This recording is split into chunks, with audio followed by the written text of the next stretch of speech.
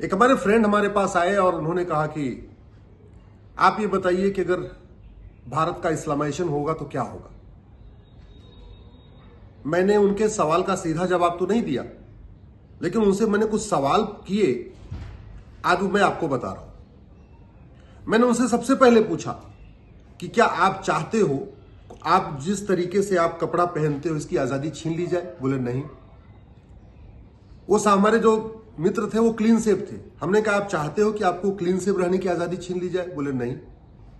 हमने कहा आपको जो स्वतंत्र त्योहार मनाने की स्वतंत्रता है क्या आप चाहते हो इसको छीन लिया जाए? बोले नहीं। हमने उनसे कहा कि क्या आप चाहते हो कि आपकी बहन बेटियों के साथ तलाके बिद्दत हो? क्या आपकी बहन बेटियों के साथ तलाके हसन हो? क्या आपकी बहन बेटियों के साथ तलाके अहसन हो? क्या आपकी बहन बेटियों के साथ तलाके बाइन हो? क्या आपकी बहन बेटियों के साथ तलाके किनाया हो? आप क्या चाहते हो? बोले नहीं। हमने उनसे कहा कि क्या आप चाहते हो कि आपकी बहन बेटियों को स्कूल कॉलेज जाने पे प्रतिबंध लगा दिया जाए और घर में उनको बैठना पड़े? बोले नहीं। मैंने कहा अफगानिस्तान में तो हो चुका है, बहन बेटियां नहीं जा सकती, स्कूल कॉलेज बंद कर दिया गया। मैंने उनसे पूछा कि क्या आप चाहते हो कि आपकी बहन बेटी जहां जाए बाद में उसकी 2-3 सौतन और भी आ जाए, आपका जो दामाद हो वो 4 बीवी रख ले? बोले नहीं, हम तो नहीं चाहते। मैंने उनसे कहा कि क्या आप चाहते हो कि आपकी बहन बेटियों के साथ हलाला हो? बोले हम भी नहीं चाहते। हमने उनसे ये कहा कि आप चाहते हो कि आपकी आने वाली जनरेशन के साथ मुता हो, मिस्यार हो, तहर्रुस हो? बोले नहीं। पहले तो पूछने लगे ये क्या तहर्रुस क्या होता है, मुता क्या होता है, मिस्यार क्या होता है। तो हमने कहा इसको गूगल कर लीजिएगा, पता चल जाएगा मुता क्या होता है, मिस्यार क्या होता है, तहर्रुस क्या होता है। मैंने कहा आप चाहते हो कि भारत में जो अदालतें हैं ये बंद हो जाए, यहां दारुल कज़ा शुरू हो, शरिया कोर्ट शुरू हो? बोले नहीं, हम तो नहीं चाहते। मैंने कहा फिर आप चाहते हो कि भारत के रोजगार जो यहाँ की आर्थिक प्रगति हो रही है बंद हो जाए? तो बोले आर्थिक प्रगति से इस्लामाइजेशन का क्या मतलब है? हमने कहा बहुत मतलब है। बड़ी सीधी सी बात है, दाढ़ी बनाना हराम है तो सारे नाई की दुकानें बंद हो गई। मेकअप करना हराम है, सारे ब्यूटी पार्लर बंद हो गए। म्यूजिक सुनना हराम है तो जो ढोलक हारमोनियम बनाते थे वो उनकी भी दुकान बंद हो गई, जो बेचते थे उनकी भी दुकान बंद हो गई, और जो बेचारे म्यूजिक कंपनी चलाते थे, ऑर्केस्ट्रा चलाते थे, उनका भी काम बंद हो गया, तो वो भी बेरोजगार हो गए। ऐसे कम से कम 100 तरीके के रोजगार हैं, वो तब तक चल रहे हैं जब तक सनातन है। अदरवाइज गाना हराम, बजाना हराम। फिर उनको एग्जाम्पल मैंने दिया कि भारत का जो पहले जो बॉलीवुड था वो मुंबई नहीं था, भारत का बॉलीवुड लाहौर में होता था। सारे हीरो हीरोइन लाहौर में ही होते थे, यश चोपड़ा, प्रेम चोपड़ा, राज कपूर, राजेंद्र कुमार, सुनील दत्त, गुलजार साहब, ये सब वहीं से आए हुए हैं। ये ऋतिक रोशन के दादा रोशन साहब, ये सब वहीं थे। हमने कहा क्या कारण है उनको छोड़ के वहां से भागना पड़ा, फिर मुंबई आना पड़ा? क्या आप चाहते हो कि ये जो फिल्में चल रही है, सीरियल चल रही है, सब बंद हो जाए? बोले हम तो नहीं चाहते। फिर मैंने उनको यही कहा कि जब तक सनातन है तब तक भारत में संविधान है, जब तक सनातन है तब तक भारत में लोकतंत्र है, जब तक सनातन है तब तक भारत में आपको सोचने की स्वतंत्रता है, बोलने की स्वतंत्रता है, लिखने की स्वतंत्रता है। अफगानिस्तान का जो वैज्ञानिक है वो भी खुलेआम ये नहीं कह सकता कि पृथ्वी गोल है। उस साइंटिस्ट को पता है पृथ्वी गोल है, लेकिन अगर कह दे पृथ्वी गोल है उसका गला काट दिया जाएगा। तो ना आपको सोचने की स्वतंत्रता मिलेगी, ना आपको बोलने की स्वतंत्रता मिलेगी, ना आपको लिखने की स्वतंत्रता मिलेगी, ना आपको तर्क करने की स्वतंत्रता मिलेगी, ना आपको साइंटिफिक टेम्पर डेवलप करने की स्वतंत्रता मिलेगी। मैंने उनको उदाहरण दिया, रामायण की चौपाइयों पर कितनी बार सार्वजनिक रूप से बहस हो चुकी है, किसी का गला नहीं कटा।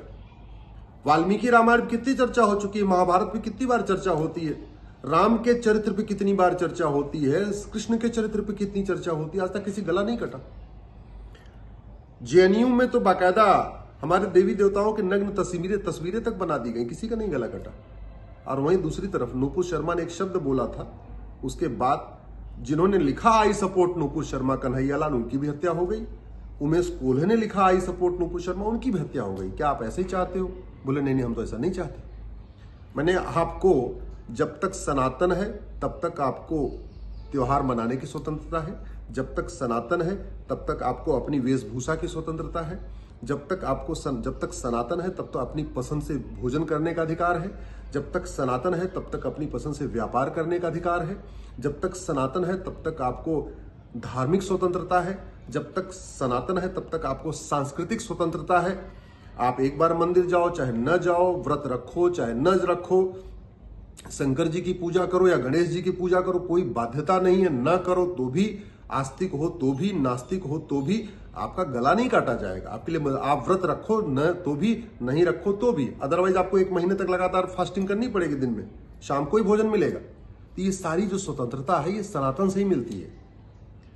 तब उन्होंने बोला कि हमसे बहुत बड़ी गलती हो गई, और उनकी बातचीत से लगा कि भारत में ऐसे बहुत सारे लोग होंगे जो सोचते होंगे कि ठीक है, अगर सनातन धर्म खत्म हो जाएगा, इस्लामाइजेशन होगा तो क्या होगा। तो आज जो उनसे बातें कही थी मैंने आपको बता दिया।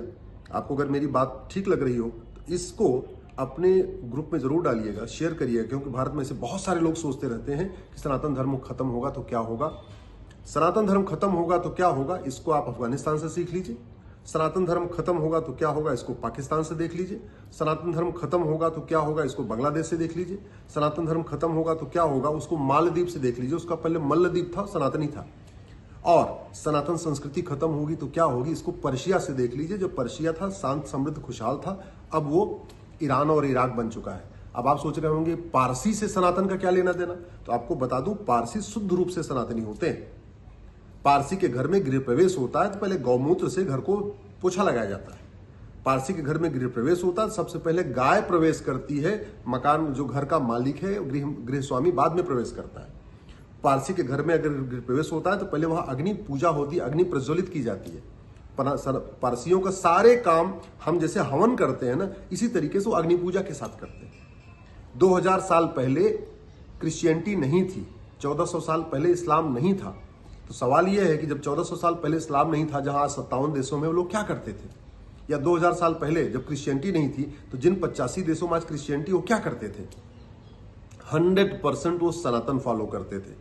कहीं सूर्य की पूजा होती थी, कहीं चंद्रमा की पूजा होती थी, कहीं नदियों की पूजा होती थी, कहीं पहाड़ों की पूजा होती थी, कहीं गाय की पूजा होती थी, कहीं बैल की पूजा होती थी, कहीं वटवृक्ष की पूजा होती थी, कहीं नीम की पूजा होती थी, कहीं पीपल की पूजा होती थी।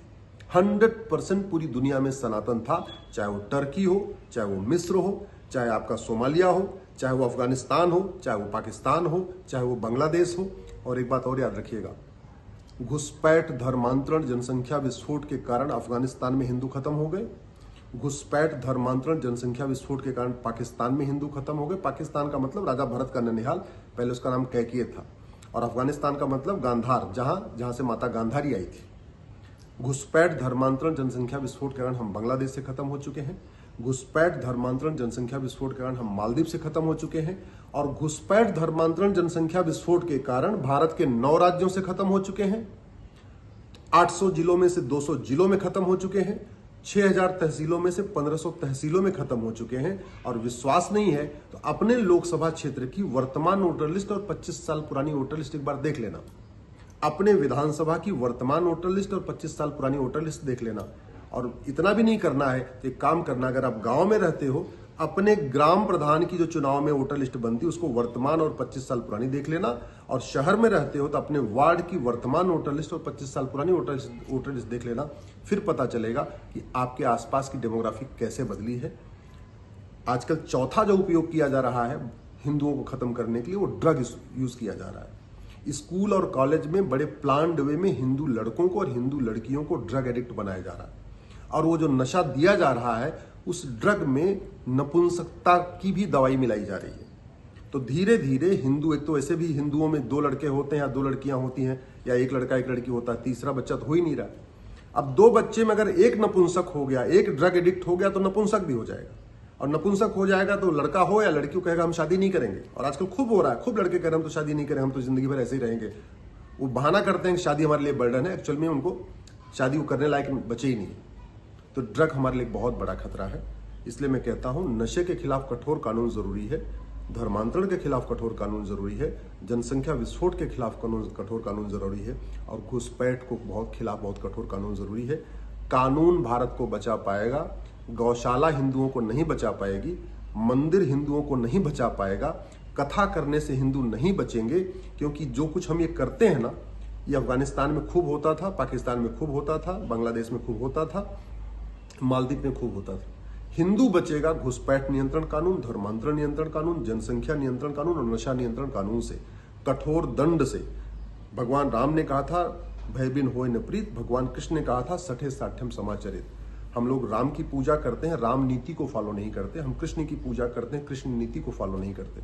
जरूरत है कृष्ण नीति और राम नीति फॉलो करने के लिए। मैं आपसे आग्रह करता हूं, वीडियो अच्छा लग रहा हो तो एक काम करिए, फेसबुक पे 5000 फ्रेंड बनाइए, अपने नाम के 5000 लोगों को जोड़िए। आपका नाम राम है, श्याम है, कुणाल है, देवेश है, दीपेश है, जो भी है, अपने नाम के 5000 लोगों को अपना फ्रेंड बनाइए। फायदा क्या होगा? आपके नाम के लोग हिंदू भी होंगे, जैन भी होंगे, बौद्ध भी होंगे, सिख भी होंगे।